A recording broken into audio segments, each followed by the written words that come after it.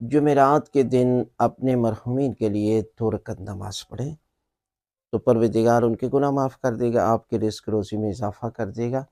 کرنا کیا ہے کہ آپ نے شب جمعہ 2 رکعت نماز اپنے والدین کے لیے، تمام مرحومین کے لیے بھی پڑھ سکتے ہیں قربتاً اللہ۔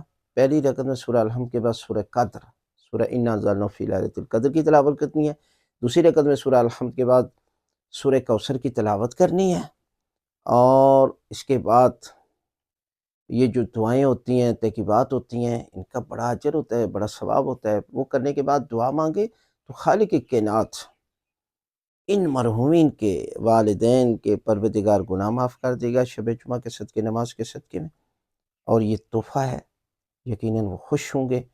اس لیے کہ اولاد صدقہ جاریہ ہوتی ہے، وہ اپنے مرحومین کے لیے پیچھے سے تحفے اور عمل صالح کی شکل میں بھیجتی رہتی ہے، تو پروردگار اس کے بدلے میں آپ کے روزی رزق میں بھی اضافہ کر دے گا، آپ کی پریشانیاں دور کرے گا، آپ کے گھروں پہ رحمت نازل کرے گا۔